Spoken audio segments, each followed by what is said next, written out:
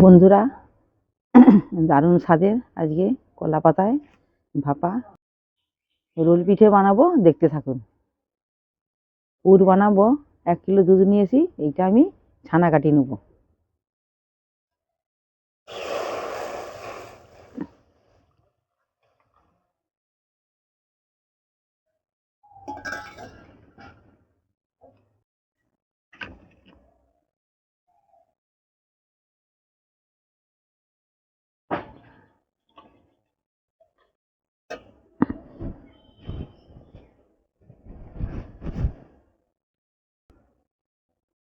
দুধটা আমার 5 মিনিট ফুটে গেছে। এবার দেবো আমি পাতিলেবু রস, দিয়ে আমি ছানাটা কাটিয়ে নেবো।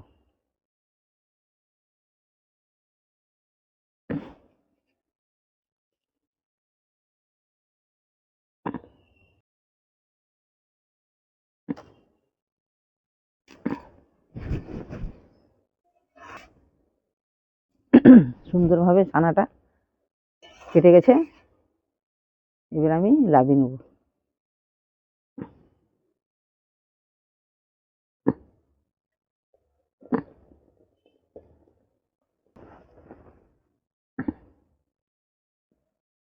আমি ছানাটা ভালো করে জল ঝরিয়ে নেবো। আমি একটু ঠান্ডা জল দিয়ে দেবো, লেবু রস না টকটা লাগে। ধরে গেছে, এটা আমি ভালো করে এবার গুঁড়ো করে নেবো।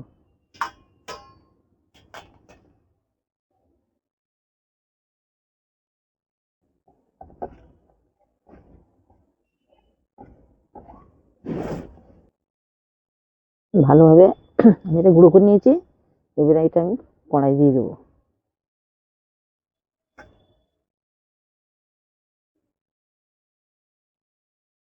এবার এতে আমি 250 গ্রাম খেজুর গুড় দিয়ে দেবো।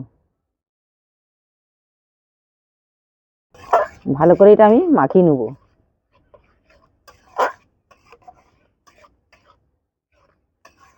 গুড়টা আমার মাখানো হয়ে গেছে। এইটা আমি এবার শক্ত করে পুর বানিয়ে নেবো।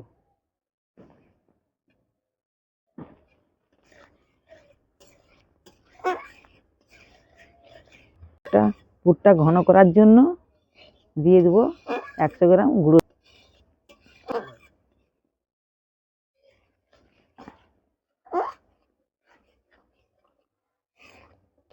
এই সময় উনুনের আঁচটাকে হালকা করে রাখতে হবে। গুঁড়ো দুধটাও দিলাম, এতে টেস্টটাও ভালো হবে। এবার আমি হালকা আঁচে পুরটাকে আমি তৈরি করে নেব।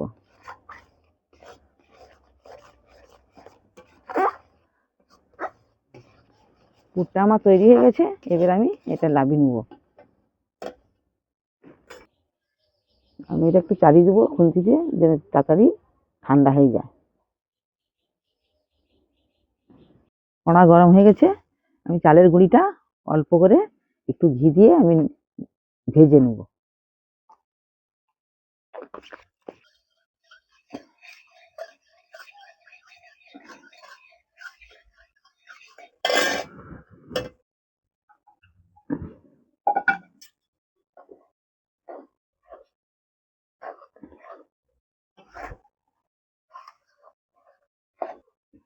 গুঁড়িটা একটু ঘি দিয়ে ভেজে নিলে হালকা করে খুব সুন্দর লাগবে, খেতে স্বাদও লাগবে। ভাজার সময় সুন্দর সেন্ট উঠেছে। এইটা আমি এবার লাবিয়ে নেব।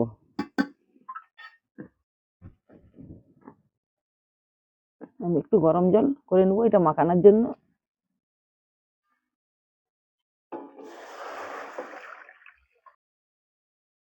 গরম জলটা ভালোভাবে ফুটিয়ে গেছে, আমি এটা আবার লাবিয়ে নেবো।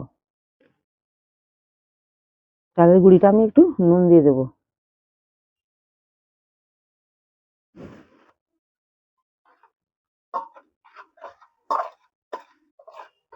গরম জল দিয়ে আমি গুঁড়িটা মাখিয়ে নেবো।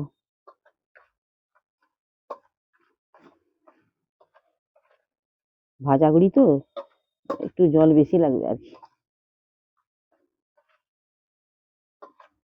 জলটা ধীরে ধীরে দিতে হবে, অল্প অল্প করে দিয়ে সুন্দর করে মাখাতে হবে। এবার এটা আমি হাত দিয়ে মাখিয়ে নেব।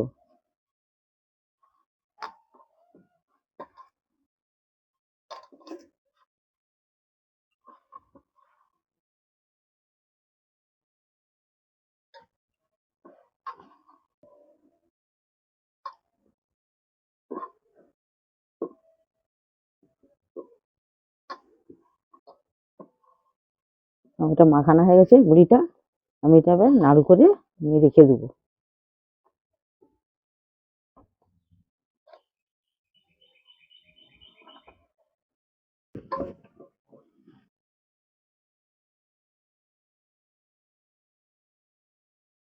কলা পাতাগুলো আমি সাইজ করে কেটে নিয়েছি, এবার আমি এতে তেল মাখিয়ে নেবো, নিয়ে রেখে দেবো। তেলটা মাখিয়ে রাখলে তাড়াতাড়ি পিঠেটা ছেড়ে যাবে।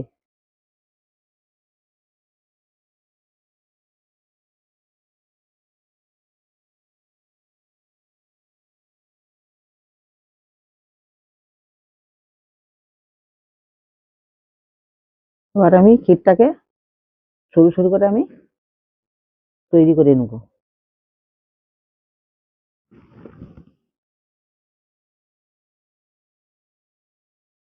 হাতে একটু তেল মাখিয়ে নেবো, নাহলে হাতে জড়িয়ে যাবে।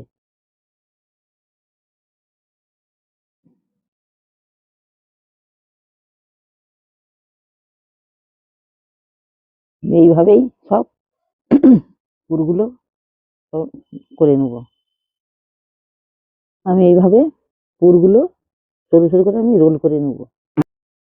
আমি এবার রোল পিঠেগুলো আমি তৈরি করে নেবো।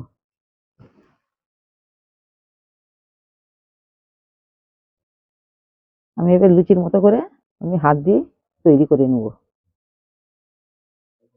হাতে হাতে একটু জড়িয়ে গেলে হাতে একটু তেল মাখিয়ে নিবে।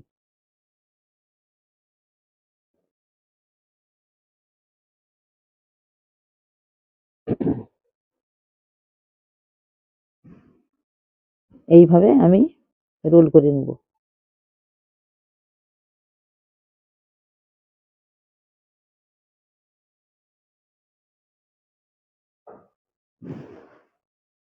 এবার এভাবে করে নেবো, নিয়ে এবার আমি একটা কলা পাতা নেবো।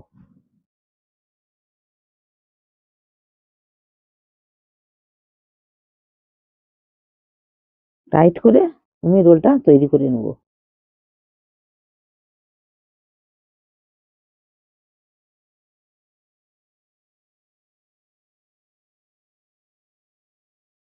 এবার একটা আমি কাঠি নেবো, কাঠি দিয়ে আমি এটা পিন মেরে নেবো।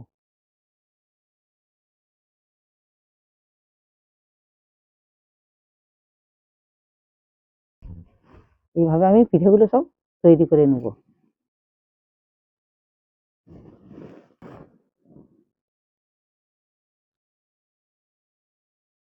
এইভাবে আমি এইভাবে আমি পিঠেটা তৈরি করে নেবো। ভিতরে আমি আবার একটা পুর দিয়ে দেবো, দিয়ে এইভাবে আমি মুড়িয়ে নেবো।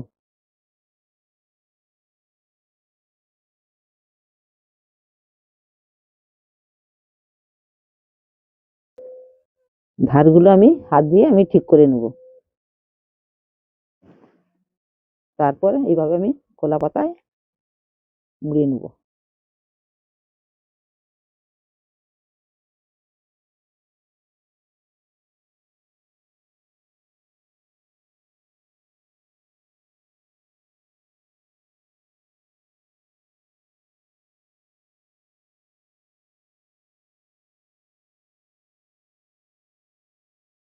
এইভাবে এইভাবে তৈরি করে নেবো।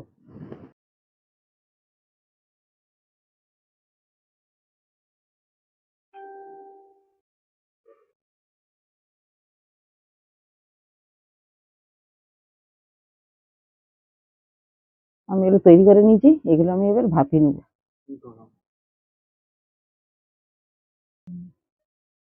হাঁড়িতে জল গরম হয়ে গেছে, এবার ফুটে গেছে, আমি এগুলো সব দিয়ে ভাপিয়ে নেবো।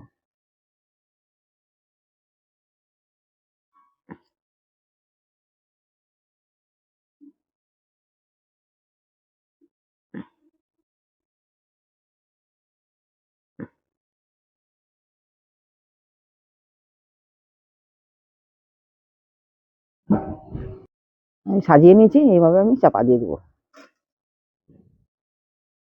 মাটির উনুনে বেশিক্ষণ ভাপাতে লাগবে না, 5 থেকে 7 মিনিট পর্যন্ত হলেই হয়ে যাবে। 7 মিনিট হয়ে গেছে, এবার পিঠেটা আমি দেখবো হয়েছে নাকি। এই কলা পাতার কালারগুলো চেঞ্জ হয়ে গেছে, এবার পিঠেটাও হাতে লাগিয়ে নিই, হয়ে গেছে। এবার আমি লাভিয়ে নেবো।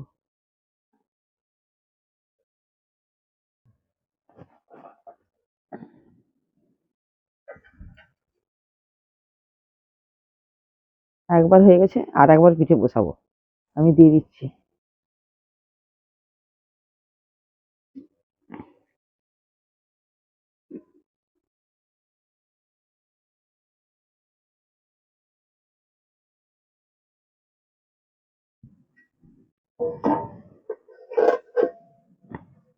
এবার খুলে দেখবো হয়েছে নাকি। হয়ে গেছে আমার পিঠে, এবার আমি লাভিয়ে নেবো।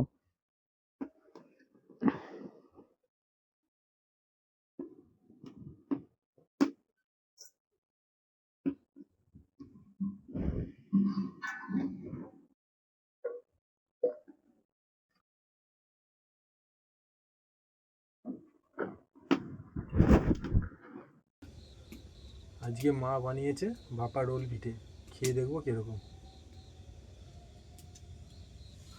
কলা পাতায় রোল পিঠে কাঠি বেঁধে, পিঠেটা খুব সুন্দর, খুব সুন্দর সেন্ট উঠেছে। ও বেশ নরমও হয়েছে, ভালো হয়েছে পিঠেটা।